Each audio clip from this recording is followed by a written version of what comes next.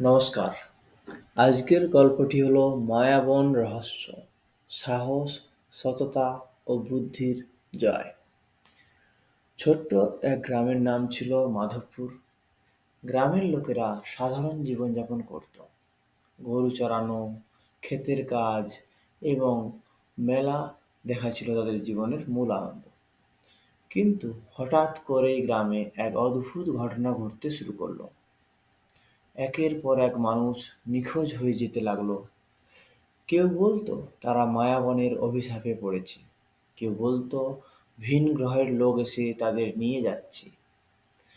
গ্রামের এক সাহসী কিশোরী ছিল আরিয়া, বয়স মাত্র 14, কিন্তু তার মন ছিল অসম সাহসী।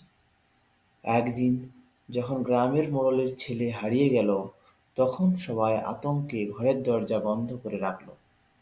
কিন্তু আরিয়া ভাবল, এভাবে ভয় পেয়ে বসে থাকলে কিছু হবে না। সন্ধ্যায় আরিয়া তার দাদুর পুরনো মানচিত্র বের করলো। দাদু ছোটবেলায় তাকে বলেছিলেন মায়াবনের গল্প। মানচিত্রে দেখা গেল মায়াবনের একটি পথ গ্রামের পেছন দিক দিয়ে চলে গেছে। সে সেই মানচিত্র দেখে ভাবতে লাগলো, এই জায়গায় তো আজ পর্যন্ত কেউ যায়নি, হয়তো এখানেই আছে উত্তর। সে নিজেই বলল। যাত্রার শুরু। পরের দিন সকালে সে তার ছোট্ট ব্যাগে খাবার, একটি প্রদীপ আর মানচিত্র নিয়ে রওনা দিল। মা তাকে থামানোর চেষ্টা করলেন। মা বললেন, তুই পাগল হয়েছিস, ওই জায়গায় গেলে কেউ ফিরে আসে না। আরিয়া মৃদু হেসে বলল, মা, যদি আমরা ভয়ে সবকিছু এড়িয়ে চলি, তবে সত্য কখনো জানা যাবে না। আমাকে যেতে দাও। গ্রামের লোকেরা তাকে দেখতে এলো। কেউ কেউ বলল, ছেলে মানুষই করো না, তুমিও হারিয়ে যাবে। কিন্তু আরিয়ার মন ছিল দৃঢ়। সে গ্রাম ছেড়ে জঙ্গলের দিকে হাঁটতে শুরু করলো। মায়াবনের সামনে পৌঁছে আরিয়া দেখল, সেখানে একটি বিশাল পাথরের ফলক দাঁড়িয়ে আছে। তাতে বড় বড় অক্ষরে লেখা, এখানে প্রবেশ নিষেধ, অভিশাপ অপেক্ষা করছে। আরিয়া ভয় পেল না। সে ফলক পেরিয়ে জঙ্গলে ঢুকল। জঙ্গলটি ছিল গভীর, অন্ধকার আর অদ্ভুত নীরব। হঠাৎ সে শুনতে পেল পাতার শব্দ, যেন কেউ তাকে অনুসরণ করছে। কিন্তু চারপাশে তাকিয়ে কিছু দেখতে পেল না। প্রথম সঙ্গী পেঁচার সঙ্গে তার দেখা হলো। আর একটু এগোতেই সে দেখল একটি বড় পেঁচা একটি পুরনো গাছে আছে। পেঁচাটি তার চোখ চকচক করছে। পেঁচাটি বলল, তুমি কে? এখানে কেন এসেছো? আরিয়া অবাক হয়ে বলল, তুমি কথা বলতে পারো? পেঁচাটি হেসে বলল, এই জঙ্গলের সবকিছু সম্ভব। বলো, তুমি কি খুঁজছো?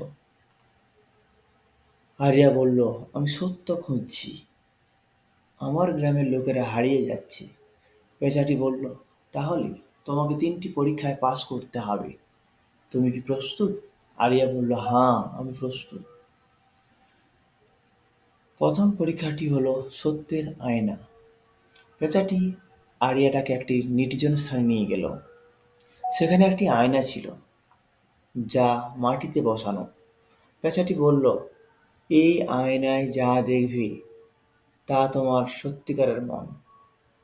নিজের দুর্বলতাকে চিনতে পারলে তবেই তোমার সত্য উদ্ঘাটন সম্ভব হবে।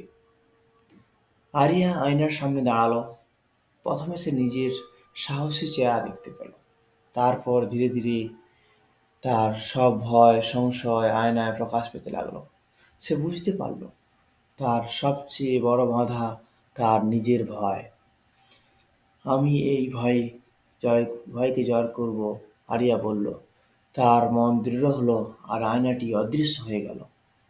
দ্বিতীয় পরীক্ষা হলো বিশ্বাসের সেতু। পেঁচাটি তাকে একটি গভীর গিরিখাতের কাছে নিয়ে গেল। গিরিখাতটি এত গভীর ছিল যে নিচের কিছুই দেখা যাচ্ছিল না। পেঁচাটি বলল, এখানে একটি অদৃশ্য সেতু আছে, শুধু বিশ্বাস থাকলেই তুমি এটি পার হতে পারবে।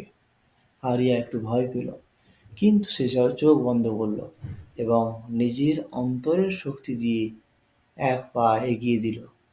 একের পর এক ধাপ ফেলে শেষে সে সেতু পার হয়ে গেল। বিশ্বাসের শক্তিতে সে অদৃশ্য সেতুটি অতিক্রম করল। তৃতীয় পরীক্ষা, লোভের দানব। শেষ পরীক্ষায় পেঁচাটি তাকে একটি গুহার সামনে নিয়ে গেল। গুহার ভেতরে ছিল এক বিশাল দানব। দানবটি জিজ্ঞেস করলো, তুমি কি চাও? ধনসম্পদ, ক্ষমতা, নাকি সত্য? আরিয়া বলল, আমি শুধু আমার গ্রামের জন্য সত্য চাই। দানবটি তার উত্তরে অবাক হলো। ধীরে ধীরে দানবটি ছোট হতে লাগলো এবং শিশুর রূপ নিল। শিশুটি বলল, তুমি সাহসী এবং সৎ। তোমার জন্য অভিশাপ ভেঙে গেল। গ্রামে ফিরে আসলো।